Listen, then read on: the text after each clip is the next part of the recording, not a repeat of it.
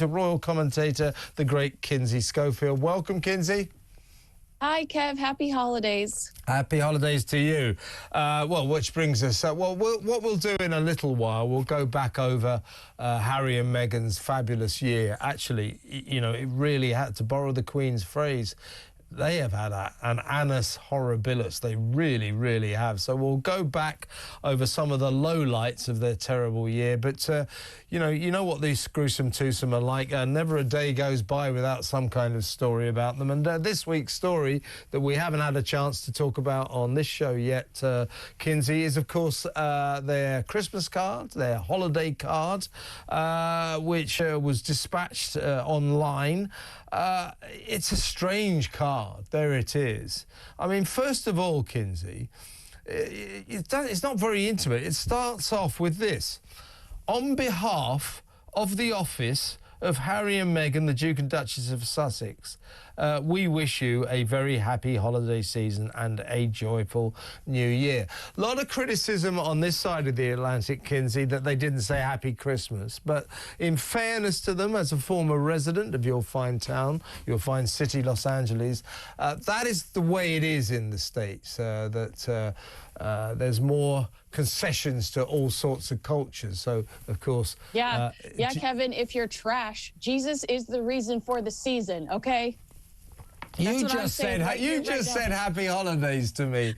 I'm just trying to cut you some slack. I'm not... Well, I need you to look at every one of those pictures, picture by picture, Kevin. They have, I don't know if you've noticed this yet, but they have one thing in common.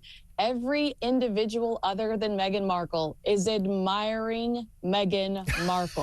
Have you noticed that? I Whether they're looking lovingly at her or embracing her, every person in that picture is running towards her, squeezing her, looking at her with cartoon heart eyes. Kev, that is just some desperation right there. It absolutely is. And we spoke about this the other day on your excellent podcast, Recollections May Vary, but it's worth mentioning again. That weird picture of the kids, naturally, a lot of the papers over here going, the newspapers going, brilliant, we've got a picture of the kids. No, we haven't. We've got a picture of the back of their heads again. Yeah. You know, I want to see their faces. Don't tell me that's not a picture of the kids. That's a picture of the back of the kids. Anyway, you know, because they're very, very private. You know, Meghan seeks privacy all the time and never stops talking about it. Now, the point about that picture that I think is very weird is that there's Meghan going like this as the kids sort of rush into her arms, recreating that very famous picture of Princess Diana when she was alive, God rest her soul, doing exactly the same when William and Harry were little kids. Now, the point about the beauty of that picture, the point about that being one of the classic all-time royal pictures, was that it was this fabulously natural moment. She hadn't seen her kids, I think, for a couple of weeks, had been on some tour with Charles or something. There's her kids. She's absolutely thrilled. She's doing that. They're thrilled. They're leaping into her arms. It's one of those fabulous family moments we could all relate to. Now, with Meghan, it's an actress recreating a scene. It's weird. Yes, but I'm also going to disagree with you right here. At the time, Princess Diana and Prince Charles were having problems behind the scenes. And she wanted to ensure that they got that shot of her embracing the kids because she was trying to look like the better parent at the time in all the hubbub of the chaos going on behind the scenes and what we now know was the inevitable separation. I think you're making her a bit too calculated there. Are you kidding? That was her mother saying hello to her kids. Look, I love Diana, but remember the pictures of her in her cute little she's played the media. I agree with that. Kay's car, hopping in Richard Kay's car. I mean, she was an expert manipulator of the media. I accept that. Anyway, the point is, whether or not, whatever we think the reason for that shot of Diana doing this, it is weird that Meghan is recreating it. And that's the point. There's no spontaneity there. This is an actress recreating a scene, and it's strange, I think, don't you? Well, yeah, if you look up Meghan Markle dressed like Princess Diana on social media on Google, you will see that years before she met Prince Harry, when she was on trips, I believe it was for UNICEF or, you know, on international trips, the type Princess Diana used to take, Meghan is dressed like Diana and posed exactly like some of Princess Diana's old pictures. So I don't, you know, I never think that this is a one-off. I never think that it's just a coincidence. I think it's all very calculated. And, you know, don't forget, Prince Harry has told us on numerous occasions that he thinks Meghan is the second coming of his mother. He tries to force that narrative on us.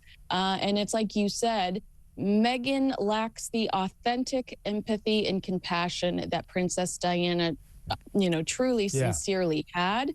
And I think that we see that through her, and Diana would have seen that through her too. Yeah. I must send you a Christmas card, by the way, Kinsey. It's going to go say later. On behalf of the office of Kevin O'Sullivan, we wish you a very happy Christmas. I mean, it's such a weird way to start a Christmas card. Well, hey, Kev, guess who got the exclusive that is just the work Christmas card, and there's a super private Christmas card. Guess who got that exclusive? You? You? People Magazine. People Magazine, of course. Their unofficial outlet. Oh, really? Yes. So there's another card, is there? But you're absolutely right. I hadn't noticed that about the card that we've all seen, that it is just full of scenes of people admiring Meghan. Yeah.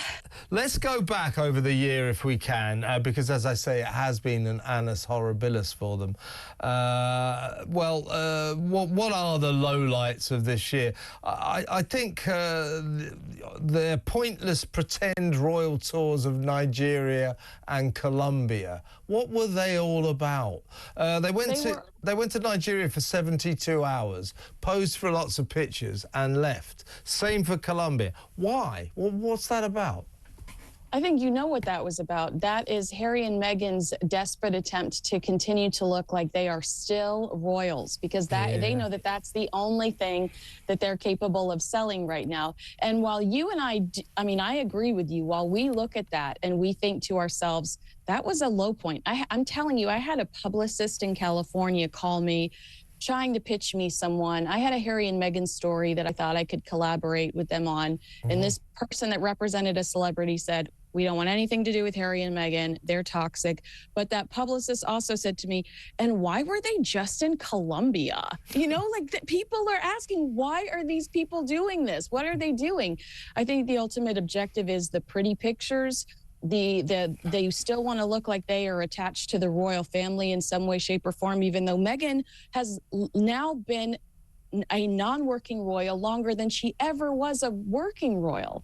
And I think that they just realize that that's the only thing they're capable of selling, that's the only thing that the people are interested in. So they go there for the visuals. They go there just for the perception.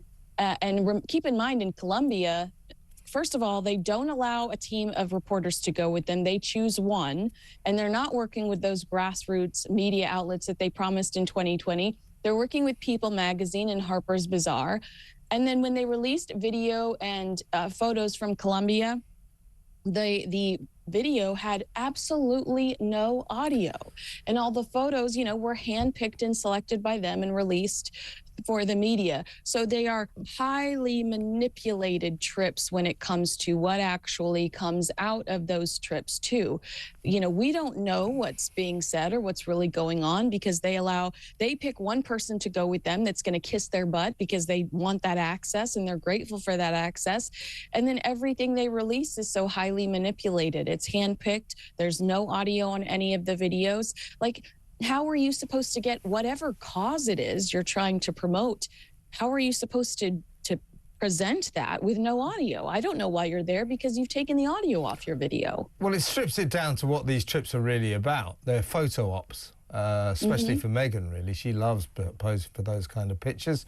We saw Harry there in Nigeria playing with some disabled or some wounded Nigerian veterans. There was some connection between the military and his Invictus Games. But those are great photo opportunities, aren't they? That's what both these trips were about. You know, what did they achieve? Nothing, absolutely nothing. You know, there's a lot of old claptrap talk about mental health and that kind of stuff, but, you know, it didn't really achieve anything. Neither of the trips achieved anything. So let's, talking of not achieving anything, what about their television career? Now, this time last year, you know, there are high hopes of what they might produce for their $100 million Netflix contract. They'd already produced the very successful, rather nasty series, Harry and Meghan, which poured a bucket all over the royal family and indeed everyone in Britain. I never knew that I was an evil slave driver until I saw that documentary series. Apparently I am, because I'm British and the royal family are racists and the king is a skinflint. That was all in the... Now, that stuff is compelling, but as that guy who runs Spotify said when he ditched their $20 million contract, said, don't want to know these guys anymore, he said, trouble with those two, they're a couple of grifters, and when they're not pouring a bucket over the royal family, they've got nothing else to give. They've got nothing else of interest about them. So we entered 2024, January. Well, what would they do for Netflix? So what they've done is Harry produced a dull but worthy documentary about the Invictus Games. So I don't want to deride the Invictus Games. It's great. You know, it's for military heroes, it's for veterans, wounded veterans, and nothing wrong with that. But the documentary was a bit worthy, was a bit dull, but not to be criticised, I think. So what was the next thing they produced? Oh, it was Polo, which only came out a couple of weeks ago, a 5-part series about a posh, niche horse sport that Harry loves and his privileged South American rich friends love. But no one else does. No one else cares. We thought this series would be bad, but as I said to you the other week, it's not just bad. It is dreadful. It is awful. Every critic around the world just said boring, awful, dreary, dull, and Harry and Meghan aren't in it much. So neither Harry, Meghan, nor Netflix even bothered to promote it. It is dying on its backside as we speak. A disaster, and I think that will have put pay to their $100 million contract with Netflix now. 4 years. It took them 4 years to develop that show, and it's taken 5 years. It's taken 5 years to develop Meghan's cooking show that we still haven't seen come to fruition. That type in today's society where you and I can, yesterday, you and I sat down for 30 minutes and that podcast was up within 24 hours. You have to move fast today. Interest in people's attention spans, they move so quickly that it's unacceptable to take 5 years to develop a freaking cooking show. This Polo show, still, it's been out a week and it still hasn't hit Netflix top 10 in the States. That is definitely considered a fail. I mean, Prince Harry's going to sit back and pat himself on the back because in 2024 he won the Living Legends of Aviation Awards, you know, in Beverly Hills, California. Yeah. And he's going to sit back and he's going to pat himself on the back because he won the Pat Tillman Award, despite the mother of the man it was named after, the deceased war hero's mother, saying, I don't think you deserve this. You know, Harry stood up and accepted that award. They will consider that some of these wins, but the reality is that professionally, this was a very damaging year for their reputation. They hype up a lot of things. American Riviera Orchard announced in March. Where is it? Where is Meghan's Limonada podcast announced in February? And nothing comes to fruition. Yeah. And you're right about Harry. I forgot about the awards, the Legend of Aviation. I mean, he's not a legend of aviation. It's ridiculous. He got that award from John Travolta, didn't he? John Travolta. And then as you say, he got the Pat Tillman Award for services to the military and sport or something. And Pat Tillman's mother, Mary, Pat Tillman, of course, a genuine American war hero, a football star who gave up his lucrative career to go and fight for his country and lost his life. Respect to Pat Tillman and respect to his mother. His mother said, what on earth are you giving this award named after my son to some irrelevant British prince? Why are you doing this? This is supposed to be for unsung heroes. And yet Harry You know, he'll fly anywhere to pick up a Toy Town award. You know, despite all the criticism, he still had to do it. He still preens himself, going, oh, look, I've got this trophy. You know, it's pathetic, actually. It is pathetic, but there are some arguments, because here's another huge headline from 2024. There are some headlines that one of the reasons that he pursues collecting these trophies so aggressively is because it helps with his visa application. Because he gets to show the government, well, like, look at how accomplished I am. Look at this aviation award your country gave me. Look at this look at this ESPN award that your country gave me. I am a unique individual. I deserve to be here. So there, you know, that was a huge headline this year, and the Heritage Foundation is still fighting to have access to Prince Harry's visa records, and that was a dominant headline in 2024. Yeah, a very good point. And let's focus on that visa drama that Harry is going through. Now, old Joe Biden, forelock touching Joe, you know, they couldn't do enough. They bowed and scraped to Harry and said, oh, it's none of our business what's in his visa application. Well, it is, actually. You know, he said he takes drugs. He admitted in his book that he took cocaine, magic mushrooms and cannabis. These are all illegal drugs. And the question is, did he declare that on his visa application to be a resident of your great country, the United States of America?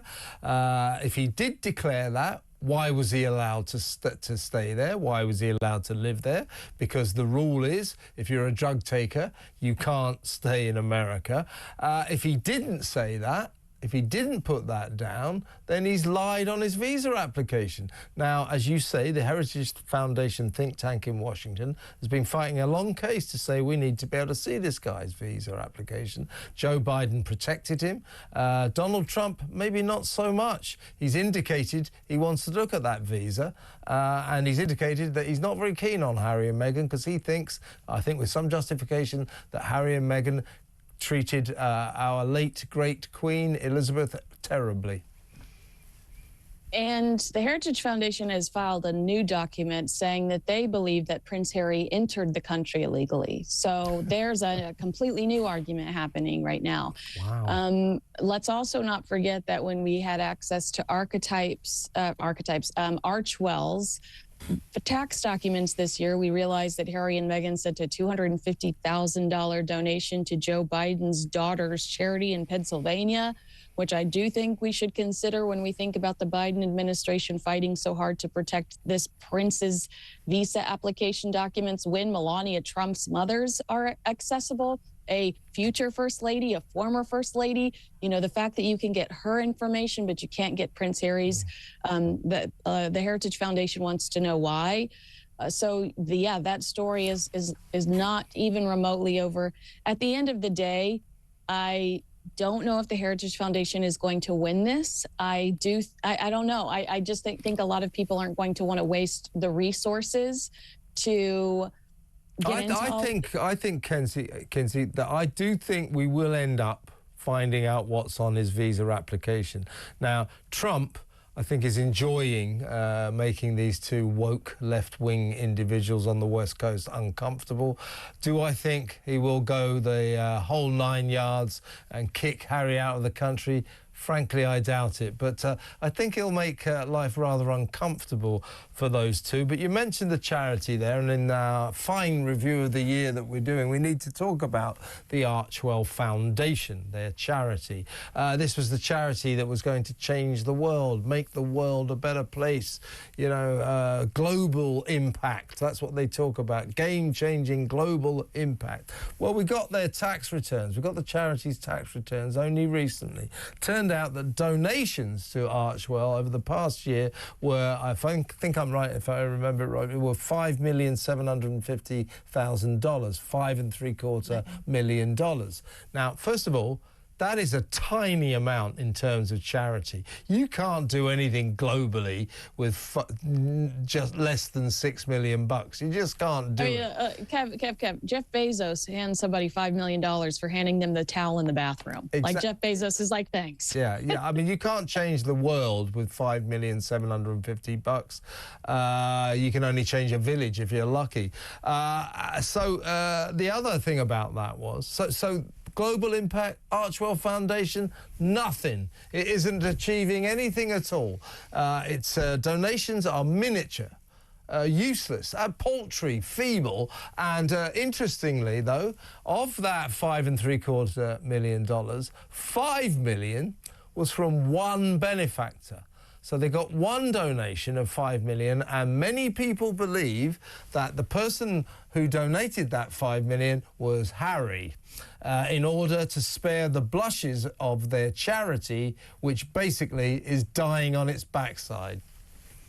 Yeah, I mean, it gives them a little credibility to say that they are that they have this foundation. You know, look at the way that the Clintons use the Clinton Foundation. I think that that's their ultimate objective. They want to have something, you know, comparable. And that's what gets Prince Harry in the door with people like, you know, when he was in New York for Climate Change Week and he was sharing the same stage as Bill Clinton. I mean, I think that this charity ultimately helps. I mean, Travelist helps too, and Invictus, but you know, having Archwell as that pillar, that umbrella, it definitely helps. But I agree with you. The same with American Riviera Orchard. The messaging is off. Mm-hmm. They need to start from scratch, and they need to build the right materials and messaging so we have any idea what they're trying to do, whether it's with American Riviera Orchard or Archwell. These two are terrible with messaging. It's because they're hyper. It's like you said, Meghan is not private. She uses the privacy to build hype around herself. Yeah, but because they're so secretive and insist on being so secretive, their messaging gets lost. Yeah, they're theatrically secretive. She loves to talk about her love of privacy. She loves to be very public with her love of privacy. They are you know, a great example of that is when she told Oprah Winfrey that the reason she didn't want to stay in the UK was because she refused to have paparazzi snapping photos of her children being dropped off at school every day. First of all, I'd say to you, have you seen one picture this year of Prince William, Prince George, or Princess Charlotte being dropped off at school? But Kev, she then takes the cut journalist to pick up Archie at school. Yeah, she loves privacy as long as everybody knows about it. Last question, very quickly, Kinsey, because I've got to go. As usual with you, I've taken far too long. And by the way, very happy Christmas, compliments of the season, great new year. It's been wonderful working with you, and we're going to pick up where we left off next year. But before you go, what's going to happen to these two? What does 2025 hold? What does it promise for the gruesome twosome? I don't know. I can promise you that they won't be working with The Hollywood Reporter, who absolutely savaged them in September and was the biggest headline of 2024, devastated them to the point of them having to get on their knees for Us Weekly magazine. Embarrassing. You know, we'll see American Riviera Orchard probably get off the ground. Meghan's cooking show probably launch, fingers crossed, but there are questions surrounding that. It's going to be the year that Meghan Markle likely has to take a lot of criticism, and I don't know if she's prepared for that.